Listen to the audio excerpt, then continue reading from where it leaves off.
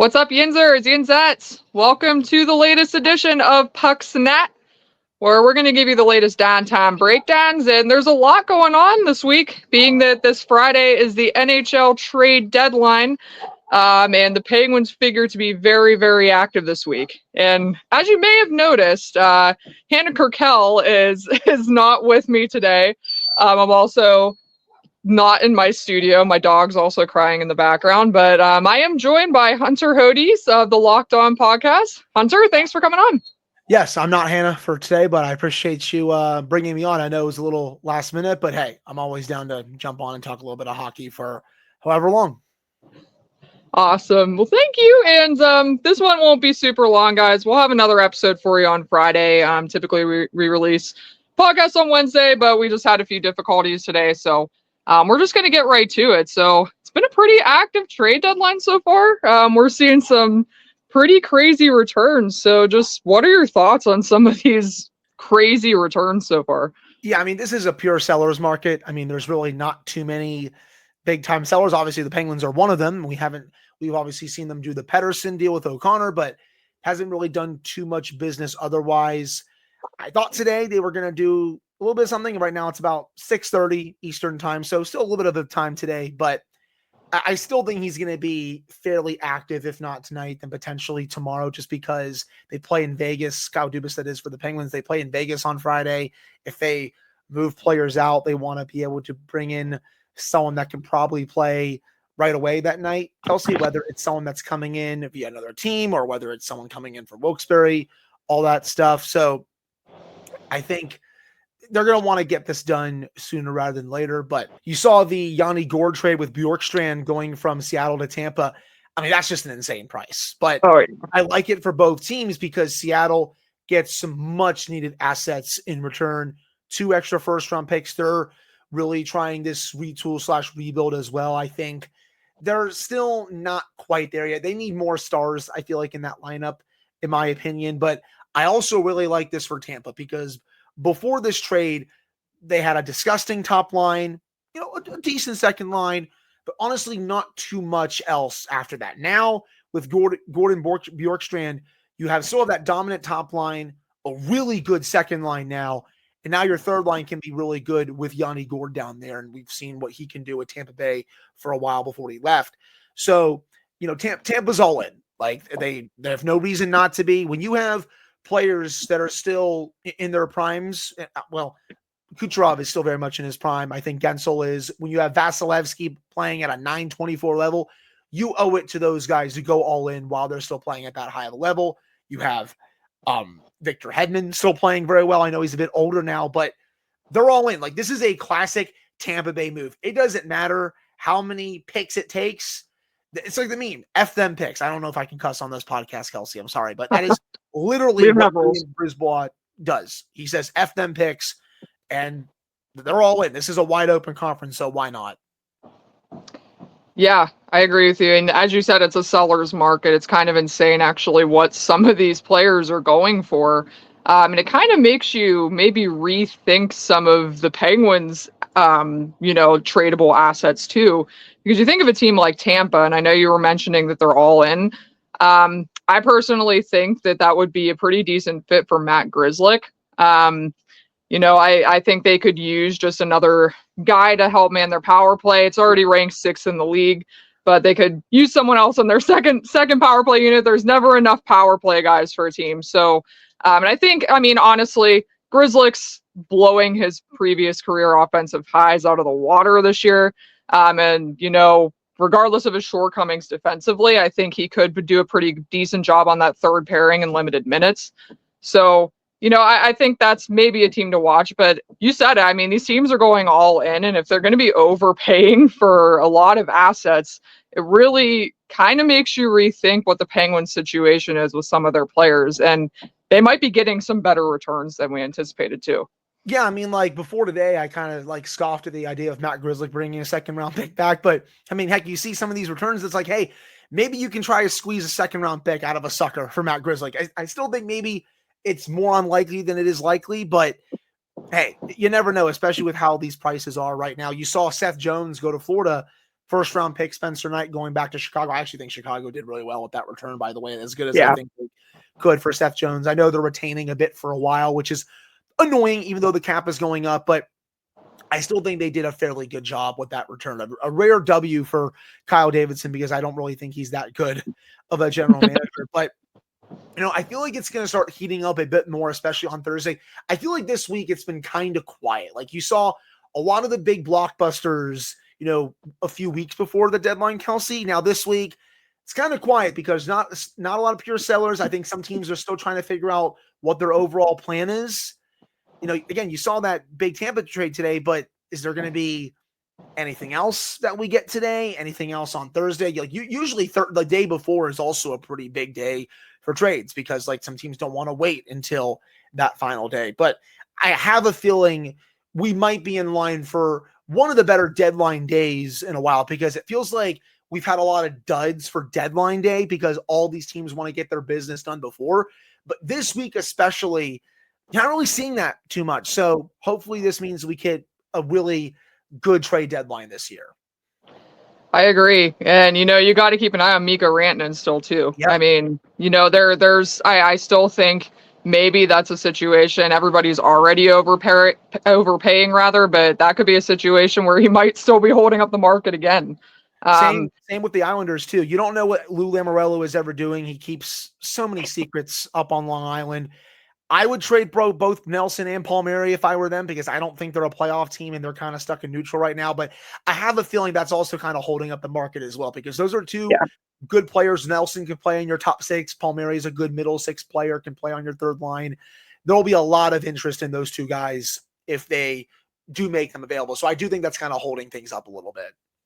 Yeah, I do too. And, those are kind of the more premier players you're going to see dealt at the deadline.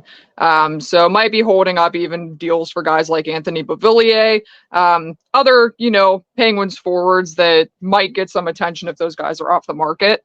And I do want to just kind of switch gears a little bit. Well, not switch gears, but kind of focus on the Penguins here for a second too, because we talked about Matt Grzelcyk. And I mean, I think this is an interesting situation because if you look at the defensive market, this trade deadline, there's a whole lot of guys that either aren't available or already re-signed. You had Olli Maatta re-signed the other day with Utah for 3 years.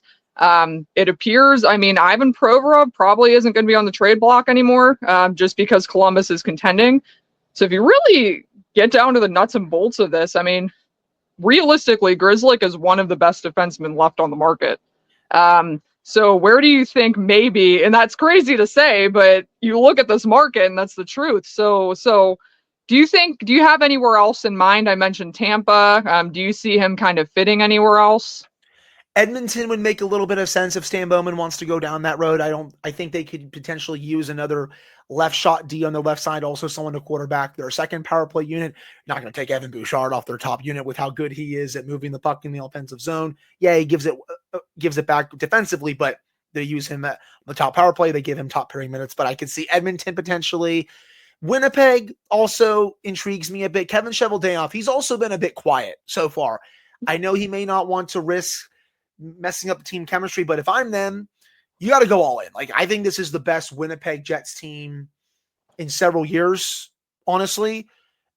They're very deep. They're great defensively. They have arguably the best goaltender on the planet right now on Connor Hellebuck. You owe it to everyone to go all in. You don't have to make some massive splash. I actually think Brock Nelson also makes a lot of sense for them, by the way. I think they could use another scorer in the lineup, but I think they could also potentially use another defenseman that can play on their second or third pairing. They're all already really stingy in their own zone. Not sure how much Grzelcyk's going to help with that, but if you want to, again, deploy him as your second power play quarterback, give him some third pairing minutes, I could see that. So those are a couple other teams that really come to mind for Grzelcyk. And again, I expect a mid-round pick back, third, fourth, fifth. If you can somehow get a second, that would blow me away, by the way, with how he's played for most of the season. But I'm expecting kind of a mid-round pick back for him. Yeah, I would agree. I think third round picks kind of sticking with me. But again, the sellers market, you never know. So I don't know. Winnipeg's definitely on my radar as well. I think they could maybe use him on their left side down there. They have Hayden Fleury on their third pairing. I think Grizzlick's probably a good 6th, 7th option there. And as you said, I mean, he can provide an offensive boost to their power play, and just also an offensive boost to their blue line. I mean, they have Josh Morrissey. They have a pretty good top 4 there. But I mean, I still think there's some room for an offensive puck moving blue liner, especially, in a bottom pairing capacity there. So we'll kind of see what happens as far as Grizzlick. But I do think if I were a betting person, he's probably the first domino to fall for the Penguins. As I said, the defensive market is just so thin, and I do think that that's going to be someone who's in demand. But we want to talk about somebody who is in demand, and that's Rickard Rakell. And I think, given the developments of how much of a seller's market this is and just some of the deals we're seeing, I gotta admit, like, I was pretty staunchly in the camp of waiting till summer, and I still think that's kind of where I am, for a few different reasons. But I would love to get your thoughts on just what you think a return for Rakell might look like, and what your thoughts are on just what they should do, what Dubas should do. Yeah, I've been in that camp as well, where you probably should wait until the summer to trade him, because I think his value is still going to be fairly high at that point, potentially coming off a career high in goals. I mean, he's only 5 away, Kelsey, from tying his career high. His career high is 34 set during the 2017-18 season. Only needs 6 more to pass that for a 35-goal season. I think he's going to hit that by the end of the season, especially if he stays with the Penguins and stays playing on that top line with Brian Rust and Sidney Crosby. However, if you can get an offer similar to what you've been seeing from these other trades where, it's a first prospect, maybe young player involved, I think at the very least you have to very much consider it, if not do it, because, if you would have the potential to maybe have 3 first rounders in this year's draft if they go for a first rounder in this draft, or if you might get an extra first rounder in next year's draft. Because, you and I have been talking about that Rangers first rounder. I think either way, it's probably going to be this year's draft. Like, they're back in the playoff contention right now. They're not a contender, but they're back in at least contending for a playoff spot. I think we both expect that pick to be transferred to the Penguins this year. So they'll probably have 2 no matter what. But if you have a chance to make it 3 or make it potentially 2 for next year's draft, which is even deeper, and you potentially get a young player back, it's something that they really have to consider. Like, I'm still very much selling high. If no one is going to meet your asking price, you don't have to do it. It's not like the Jake Gensel situation to me, where you really had to do it last year. Pending UFA, you weren't going to re-sign him. You had to recoup the value that you were, going to lose if you just let him walk to free agency. But this year, it's a little bit different. That said, with the prices that I'm seeing right now, if you get anywhere close to that, I think you're going to have to pull the trigger. Will it annoy Sidney Crosby? Yes, it will. But I think he's going to be fine at the end of the day. But I still think if I had to make a prediction, I think he stays past the deadline. But if they trade him, I expect a big package coming back, because I know the price is very high. Yeah, I 100% agree. I think if he is traded on deadline day or before deadline day, this is going to be an overpay by somebody. And I do think, a couple things to consider here with Rakell. The reason, there's a few reasons. I don't want to say it gives me pause, because it's one of those things. Obviously, if Dubas has a deal on the table that is absolutely can't refuse, some of the overpayments that we've been seeing, that is definitely the smart play, in my opinion. But something to consider here is just the cap going up this summer. I think that's, and you can say that about Erik Karlsson too, which, by the way, I don't think he's going anywhere before the deadline. He has a no movement clause. That is a big factor in all of this. He has to approve the trade. And there's simply going to be more teams in the mix this summer with the cap going up. So, but as far as Rakell, it's kind of a similar situation. As much of a bargain his contract is now, that summer, this $5 million is going to look a lot better. And you figure if he plays with Sid the rest of the season, his value is not going to tank very much. Granted, you might not have the overpays that you're having now, but you could spark a bidding war in the summer, because there's not going to be too many free agents. There's not going to be too many guys on the market this summer who can provide what Rakell will provide for the cap hit that he has and the term that he has. So that's one thing. And then, I mean, another thing to consider too, is, the Penguins are rebuilding on the fly. And that's something that's been reiterated by Kyle Dubas time and time again. If I had to put a number on something, and, other people have said this as well, I'd say 2026, 2027 is kind of their target year. And if you think about it that way, I mean, you simply can't trade everybody on this roster. Now, that doesn't mean, you can't trade Raquel. He is your highest value asset. But I think there is something to think about there. And that's probably why Dubas is so hesitant, and why, the asking price is so high, because he knows this, knocking a 30 goal scorer off the roster in any capacity is going to weaken this team's ability to compete in the near term. So if that's really their goal, I think the return has to be right. And I do think there might be a difference in this situation between the biggest return and the right return. Because to me, the right return includes an NHL ready player or a high-end prospect. And I think that has to be the centerpiece of the trade.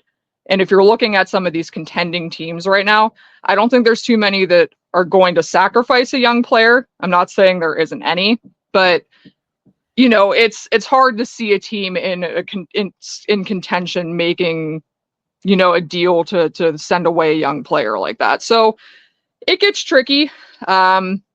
Personally, I kind of see LA being a potential partner here. They have a first this year. They have a first next year.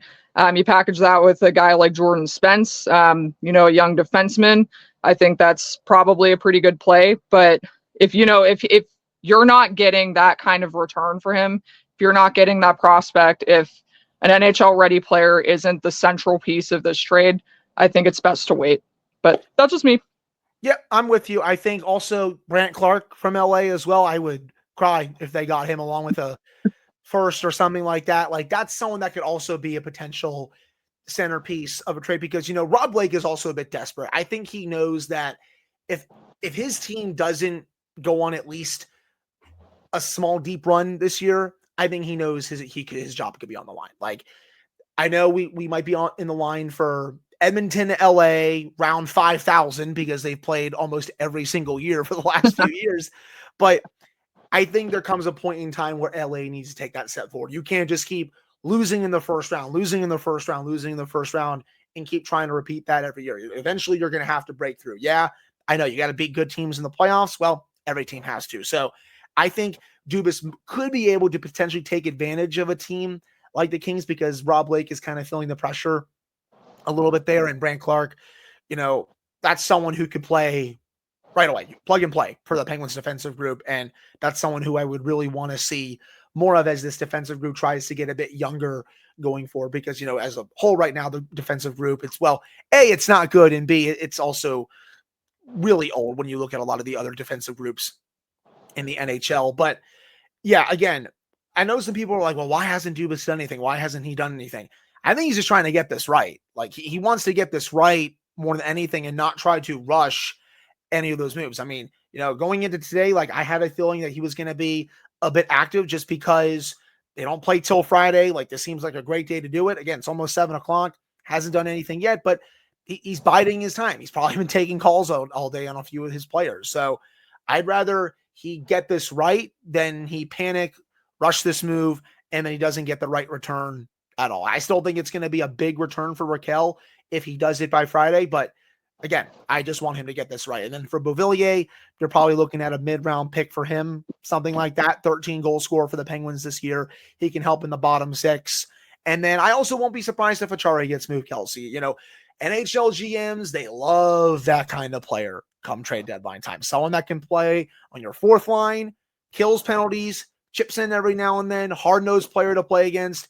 The hockey men love it. So don't be surprised if he gets dealt by Friday.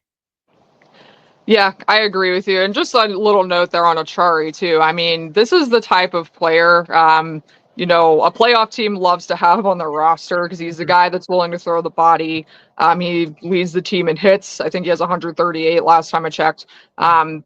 He is up there in block shots. He leads forwards in block shots. And actually, interestingly enough, just a little nugget, Erik Karlsson leads the team in block shots, which I well thought was kind of kind of surprising for me. Um, but anyway, so yeah, I mean, as far as Achari, you think about some of these teams that might need to round out, some their fourth line depth. Just have those, like I said, those hard nosed playoff guys. I think a team like Edmonton might be a pretty good match there.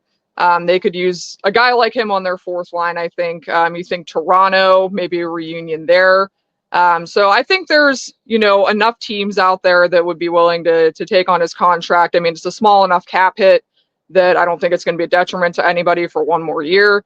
And like I said, I mean, he's a fourth line player. He's your prototypical fourth line player, and he's the kind of guy you'll want in your lineup come playoff time. And honestly, too, if you don't see Achari dealt, I wouldn't be overly surprised to see Blake Lizotte dealt either. Because I think it's kind of a similar situation. He has 1 year left on his contract. He's younger. He's 26. He provides kind of a similar skill set to Achari. Good penalty killer. He has speed, and for a contending team, again, that's a good fourth line option for the playoffs. And we also saw that he had a little bit spark of an offensive upside earlier this season when he was deployed in third line minutes. So if they're, I don't think both of them will be dealt. The Penguins do need enough players to fill out the roster for the rest of the season, and they're not going to call up. I wouldn't expect a big, second coming of prospects either. They're vying for a Calder Cup down in Wilkes-Barre Scranton, so they're still going to need players to fill out the roster. There's a big gust of wind. I'm so sorry. I don't know if that's loud or not, but anyway, so yeah, I would expect one of them to be dealt. I'd maybe keep an eye on Kevin Hayes as a dark horse as well. Kevin Hayes is having a pretty decent season, especially since coming back into the lineup following the new year against the Florida Panthers. He's playing pretty well in a third line role for the Penguins. I read somewhere else that, he's kind of one of those awkward situations that he's not quite good enough to play in the top six, but he doesn't fit the typical prototype for somebody that plays in the bottom six. So he's kind of in a weird middle ground situation there, but he has provided some value for the Penguins power play. So he's another guy I could see somebody fighting on. And if the Penguins can get any value for Hayes, I mean, considering that they got a pick to acquire Hayes, that's a win in my book. So I keep an eye on Hayes. And then one more guy that I think is maybe under the radar a little bit is Alex Nedeljkovic. And, I will say, just from getting to know the players this season and just from thoughts on the Penguins organization, they really like Nedeljkovic. They like his veteran presence in the locker room. I think they like having him in that role to mentor some of the younger guys. But at the end of the day, I mean, Alex Nedeljkovic and Tristan Jarry are blocking the development of some of these other guys that we see in the system. Sergei Marashov should be in the AHL right now. And they do have 3 goaltenders at the AHL level right now. So it'll be interesting to see. I think he might be, there's a chance that he could be dealt, but I'm still kind of holding on to the fact. I think him and Jarry are probably going to stay put if I had to guess. I've been wondering about that after the deadline. I think in a perfect world, they would like to get rid of one of them, preferably Jarry, of course. They want to find any way possible to get out of that contract, but that's probably going to have to be saved for the summer. If you ask me, I think the big goaltending question is going to be answered this summer, like Jarry's future, whether it's a buyout, whether it's, a trade, attaching a sweetener for someone to take that contract, all that stuff. I think that's more summer stuff, but I think in a perfect world, they would like to get out of one of those 2 goaltenders. So Blomqvist, maybe he comes up at some point, but I think also right now, I get why they did what they did with sending him back to the AHL, because he's still got to work on his blocker side. Like, that was really bad in that game against Toronto, was really struggling in his second stint in the league. I really liked his first stint.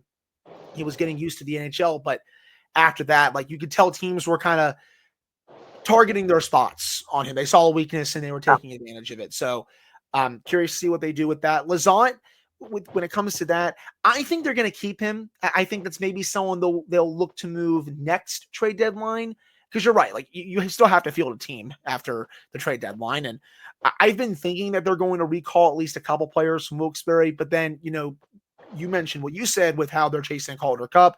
They don't want to mess up that chemistry. I get it, but I still want to see at least a little bit of a run from some of these kids down in Wilkes-Barre, at least to end the season. I'd like to see maybe Rucker McGrory get a call to end the season a little bit. I think he's playing really well down in Wilkes-Barre. I'd like to see maybe Billy Koivunen get a call for a few games. I think he's playing really well right now. But I get it to a degree because you don't want to mess up the chemistry that they have. They're one of the best teams in the AHL this season. They're playing really well. Hayes, teams are always looking for centers, though. Like, that's the thing, especially this time of year. Teams are always looking to get deeper down the middle. So if someone comes calling about Hayes, I'm very sure Dubas will listen, and the price is probably not going to be that high. What, again, a mid-round pick, something like that. I think it's kind of a bit weird that he's still on the top power play unit right now with the power play continuing to struggle. I wouldn't personally do that, but I understand why they're doing it for draws, for playmaking ability along the boards, all that stuff. But I would probably still save him for the second power play unit. But I'm trying to think of other names that could be moved by Friday for this team. I mean, I don't know. P.O. Joseph comes to mind a little bit, but I'm not really sure who's going to want him. Yeah. Ryan Shea, but he's actually playing fairly okay a bit recently. Honestly, I really don't know who else you can look to trade. You're not going to trade Ryan Graves by the deadline unless you're attaching like a big sweetener. I think that's something you're going to have to deal with over the summer. And by the way, a buyout for that contract is really bad. Like, Yeah. it's a lot of money for a lot of years. I don't think they're going to do that. I think they're going to have to find another way to get out of that contract. But again, outside of these names that you mentioned, that I mentioned, I can't really think of too many here. Again, like as you said, Kelsey, you still have to field a team. Like, they're not intentionally tanking after the trade deadline. This team, they show effort, they show heart. They're just not very good. That's the bottom line. Yeah, absolutely. And I get the embracing the tank, obviously, but you can never tell the players that they're never going to actually embrace a tank, Right. especially Sidney Crosby in that locker room. So, but yeah, I guess just kind of on a related note. So, obviously, I think this trade deadline, and I mean, if you look ahead to the summer too, will probably give a pretty good clue as to what Dubas's plan is. And we talked about Raquel. I think that's really going to ring heavy in this, because if Raquel isn't dealt by the deadline, I think that will give you a pretty good idea of what they think their window is. But you look at their draft cupboard too. I mean, I think this extra conditional first that they got from the Rangers is pretty interesting, because it's basically an asset that they didn't have before that they now have at their disposal. And rumor has it that this pick is very coveted by teams as well. So I just want to get your thoughts on maybe what your predictions are for that pick. You did mention, and I agree with you, that they're probably going to get the pick this season. Do you see them maybe leveraging that pick in a trade for a younger player? I know Pittsburgh's been connected to Buffalo. They've been connected to Anaheim. Just what are your thoughts on what they might do with that pick, and maybe what Dubas's direction is going to be for the deadline and in the coming months? I would look to flip it, especially if it's in that 15 to 17 range, something like that, because you said it, like, that pick is coveted by other teams, and it's a good asset. Like, you can get, I think, a good younger player with that pick. Maybe you attach a player or a prospect that's not one of the big prospects to try and get that player, because the player that you can get back can not only help right now, but can help well into the future. Like, that's the type of move that you really should be trying to do over the offseason. I know Elliot on 32 Thoughts mentioned JJ. Someone actually asked me on Twitter the other day, they basically said, like, yeah, like, would you trade that pick for Peterka? And I said, absolutely. Like, I would, if the pick is this year and it's in that 16, 17 range or 15 range, I would look to trade it for Peterka. Like, I think he's that good. I don't think people realize how good of a player he's been in Buffalo. Still only 23 years old. Buffalo has been obviously very rotten for a long time now. Kevin Adams has been pretty desperate recently. The ownership there with Terry Pagula has also not been the greatest these last several years. So I think you could see Dubas potentially take advantage of that team. Well, we will have to see if Adams is the GM after the season, by the way, because the Sabres are one of the worst teams in the league. But still, that's someone that I could see them go after. And then Anaheim, like, you came on Locked On Penguins with Pat and I about a week and a half ago.